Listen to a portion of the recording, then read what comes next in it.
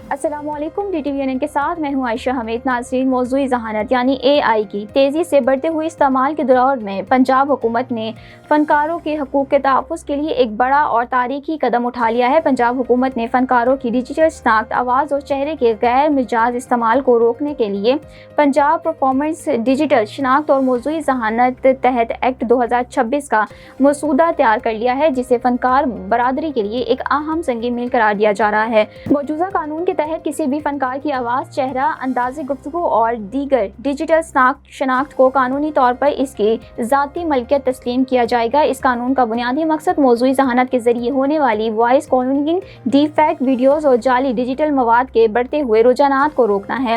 بل کے مطابق اب کوئی فرد، ادارہ یا کمپنی کسی فنکار کی آواز یا چہرے کو اے آئی ٹیکنالوجی کے ذریعے استعمال نہیں کر سکے گی، جب تک متعلقہ فنکار کی واضح تحریری اور مخصوص اجازت حاصل نہ کی جائے۔ اس کے ساتھ ساتھ ہر اس مواد پر جس میں موضوعی ذہانت استعمال کی گئی ہو، واضح طور پر ڈسکلیمر دینا بھی لازمی ہوگا، تاکہ عوام کو معلوم ہو سکے کہ یہ مواد حقیقی نہیں بلکہ اے آئی سے تیار کیا گیا ہے۔ قانون میں voice calling, deep fake technology, جعلی اشتہارات، سیاسی پیغامات یا کسی شخصیت کی جھوٹی تائید دکھانے جیسے اقدامات کے خلاف سخت سزائیں تجویز کی گئی ہیں۔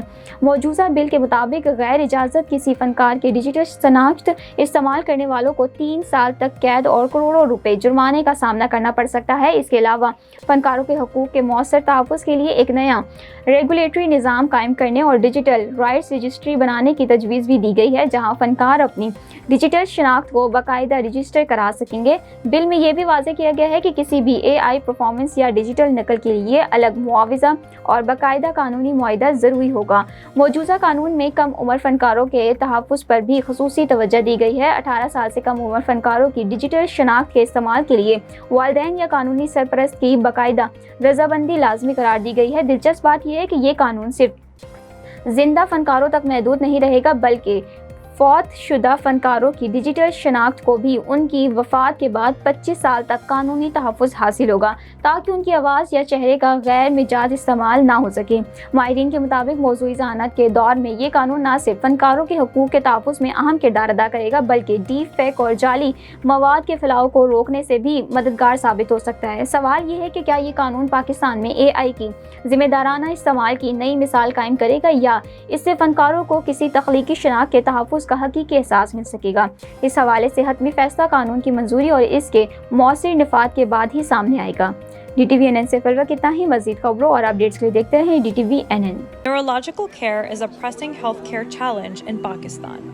That's why Helping Hand USA is building Kind R, a world-class hospital with 130 plus clinics that is set to establish new standards for neurological care in Pakistan.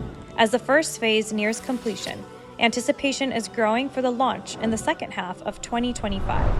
Give zakat and sadaqah through Helping Hand USA today and join this historic endeavor to redefine future healthcare in Pakistan.